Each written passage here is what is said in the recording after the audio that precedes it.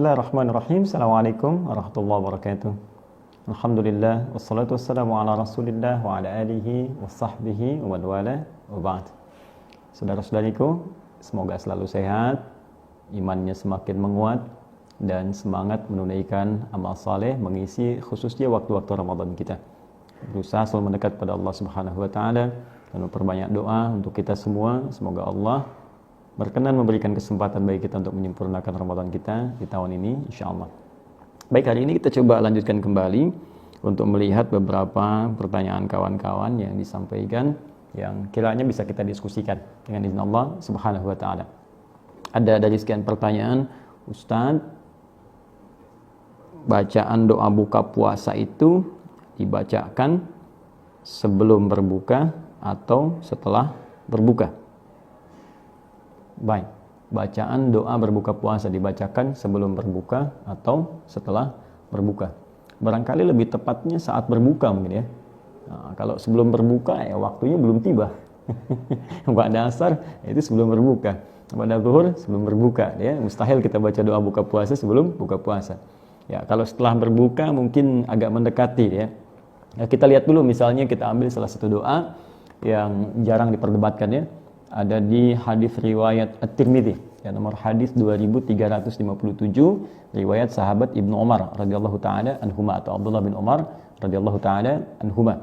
Adalah Nabi sallallahu alaihi wasallam ketika beliau kemudian berbuka membaca doa dhahaba dhama'u wa btallatil 'uruqu wa thabatal ajru insyaallah.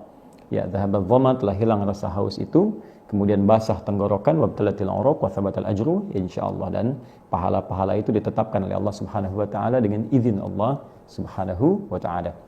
Dalam mengamalkan doa ini terdapat dua pendapat di antara ulama, setidaknya terbagi pada dua bagian.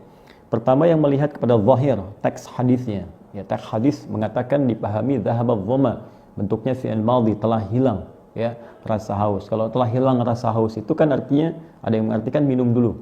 Ya, karena sebelum minum hausnya masih ada. Kemudian ketika kemudian minum, maka hilanglah kemudian dahaga itu. Telah hilang dahaga artinya minum dulu, baru kemudian dahaga itu hilang.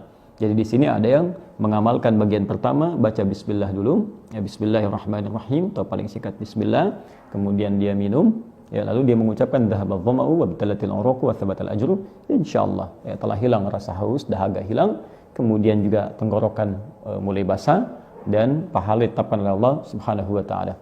Setelah itu dia bisa mencicipi beberapa kurma, ya, 1 atau 3 kurma.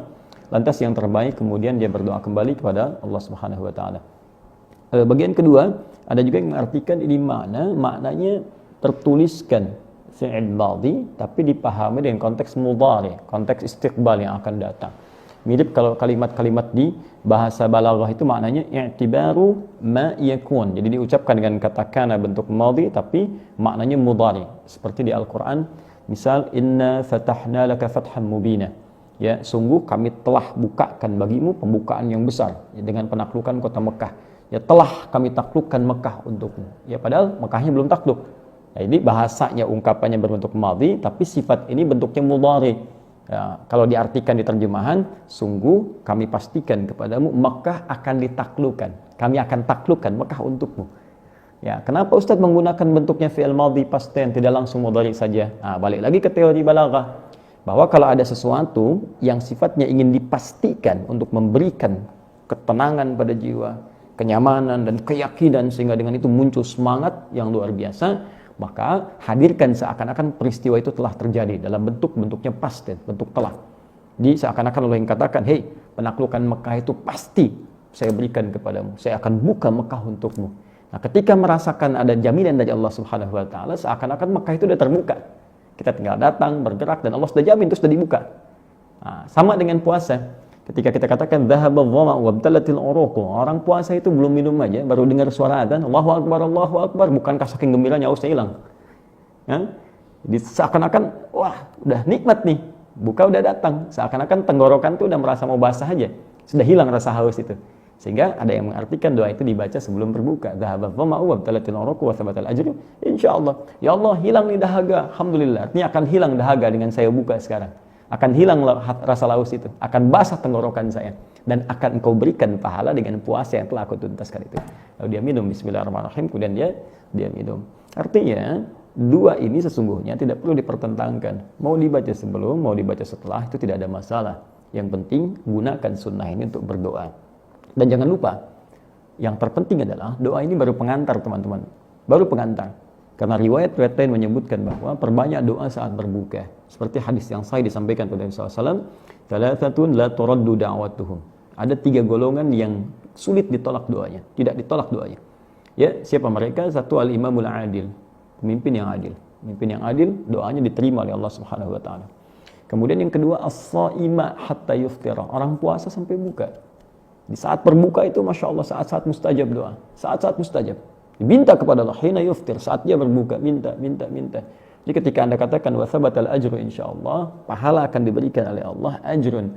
Nah, maka ada 2 jenis pahala yang diberikan oleh Allah untuk orang puasa. Ya, yang pertama, dan dua-duanya menggembirakan, memberikan kegembiraan orang puasa. Yang pertama, mengabulkan doa yang dia mohonkan, yang kedua memberikan pahala puasa saat tiba di akhirat. 2 ini. Makanya di hadis lain dikatakan farhatani, 2 kegembiraan untuk orang puasa. Lis-shaimi farhatani, bagi orang puasa punya 2 kegembiraan. Farhatun hina yuftir, ya, yang pertama saat dia berbuka. Kenapa dia berbuka gembira? Salah satunya karena doanya langsung diterima oleh Allah Subhanahu wa taala. Dan yang kedua, ketika dia datang di hari kiamat, Allah berikan pahala-pahala puasa yang melimpah baginya. Karena itu, jangan terjebak dengan persengketaan apakah sebelum buka ataukah setelah kemudian berbuka. Ya, yang penting adalah bacakan doa itu, lalu perbanyak doa minta kepada Allah. Ya Allah, berkahi puasa saya, terima puasa saya. Karena kita tidak tahu apa yang kita lakukan apakah diterima atau tidak oleh Allah. Ya Allah, berkahi keluarga saya, berkahi rezeki saya. Ya Allah, mohon berikan kemuliaan kepada saya. Ya Allah, berikan kemuliaan kepada keluarga-keluarga saya.